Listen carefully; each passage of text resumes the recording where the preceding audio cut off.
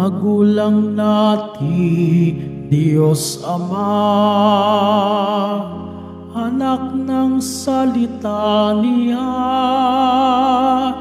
tayong mga aning una.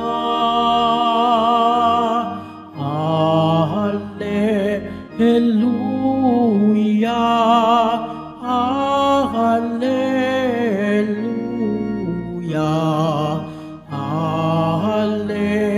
alleluia, alleluia.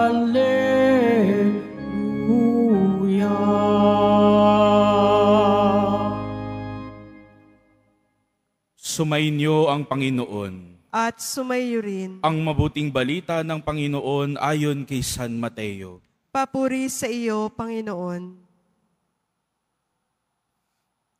Noong panahong iyon, nang dumating si Jesus sa ibayo sa lupain ng mga Gadenero, sinalubong siya ng 2 lalaking galing sa libingan.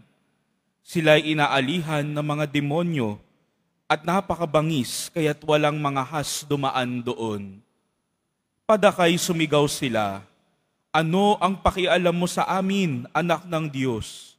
Naparito ka ba upang pahirapan kami nang hindi pa panahon? Sa di kalayuan ay may malaking kawan ng baboy na nanginginain at nanahimik sa kanya, namanhik sa kanya ang mga demonyo. Kung kami palalayasin mo, bayaan mo kaming pumasok sa mga baboy na iyon." Sinabi ni Jesus, "Humayo kayo." Kaya't lumabas sila sa 2 lalaki at pumasok sa mga baboy. Ang buong kawan ay biglang sumibad ng takbo tungo sa bangin, nahulog sa lawa at nalunod. Patakbong umuwi ng bayan ang mga tagapag-alaga ng kawan at pagdating doon ay pinamalita ang lahat ng bagay, pati ang nangyari sa mga inalihan ng demonyo. Kaya't lumabas ang buong bayan upang salubungin si Jesus. Pagkakita sa kanya, ipinamanhik nilang siya'y umalis sa kanilang lupain. Ang mabuting balita ng Panginoon. Pinupuri ka namin, Panginoong Hesukristo. Magsiupo muna ang lahat.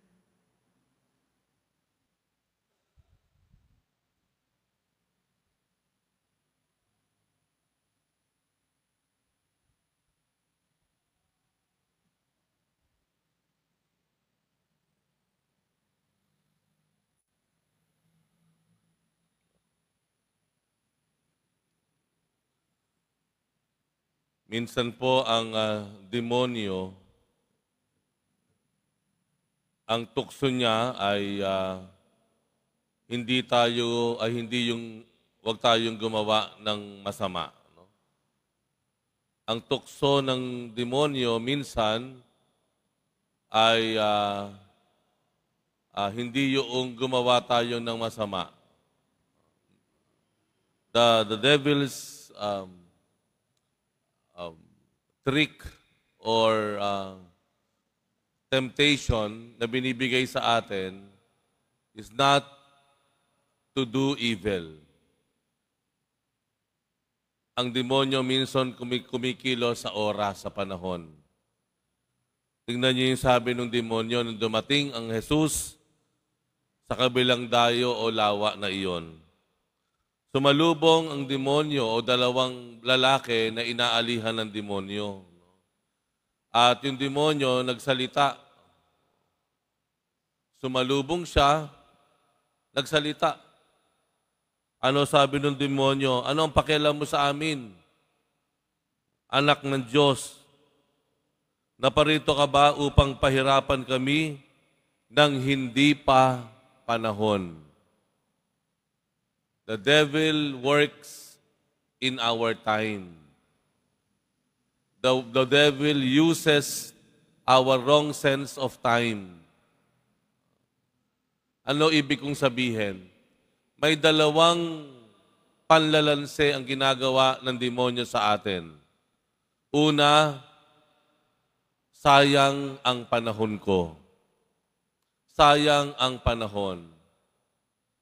Hindi ba ito minsan ang nagiging tukso sa atin kung bakit minsan ay hindi tayo nagsisimba o hindi nagdarasal o hindi nagpupunta sa simbahan? Sayang ang panahon.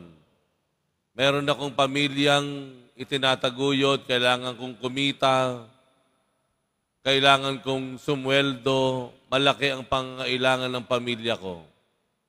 Madalas, ito ang dahilan kung bakit hindi nakapagsisimba kahit araw ng linggo. Sayang ang panahon ko. Ipapahinga ko na lang. Maiintindihan na ng Diyos yun. Nagtrabaho ako mula Lunes hanggang Sabado. Palagay ko naman, maiintindihan ako ng Panginoon kapag ipinahinga ko na ang araw ng linggo. Sayang ang oras ko. Sayang ang panahon. Halimbawa, paggawa ng mabuti, sayang ang oras ko. Ang makipagkasundo, lapitan mo yung tao na hindi mo nakasundo, sayang ang oras ko. Marami pa akong dapat gawin. Sayang ang panahon ko. Pangalawa, natukso ng demonyo, hindi pa ngayon. Hindi pa ngayon. Una, wag muna ngayon. Pangalawa, sayang ang panahon. Pangalawa, hindi pa ngayon. Yung alam mong dapat kang gumawa ng mabuti, pero ipinagpaliban mo. Doon kumikilos ang demonyo. Sabi nga, yesterday is done, but tomorrow may never come. If we keep on delaying, we may not have the time or opportunity to change or to do good. Ang galaw ng demonyo ay ipagpaliban. No, at times hindi niya sinasabi na huwag kang gumawa ng masama. Hindi yon. Minsan ang sinasabi niya, gumawa ka ng mabuti, pero ipagpaliban mo na. Mahaba pa naman ang buhay. Bata ka pa. Ipagpaliban mo na. Minsan ganun po tayo. We have all the good intentions. Mabait ang tao. Nilikha tayong mabuti. Natural sa atin ang gumawa ng mabuti.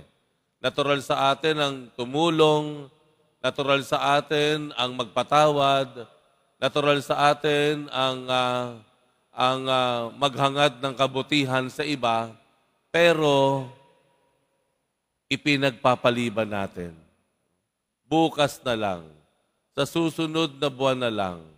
Next time na lang. Diyan gumagalaw ang demonyo. But the reality is, yesterday is done, but tomorrow may never come. Baka hindi na dumating yung pinagpapabukas mo. Pag nangyari iyon, sino ang nagtagumpay? Siyempre, ang demonyo. Let us be aware. Sana maging mulat tayo na oo, mabait tayo. Tayo naman ay mababait at mabubuting tao. Pero minsan, ang tukso ng demonyo ay hindi tayo gumawa ng masama kung hindi, number one, sayang ang panahon. Pangalawa, hindi pa panahon. Nawa, kung gagawa po tayo ng mabuti, kung tayo magpapatawad, kung tayo tutulong, sana wag nating ituring na ito ay sayang na panahon o kaya ay ipagpaliban mo sa susunod na panahon.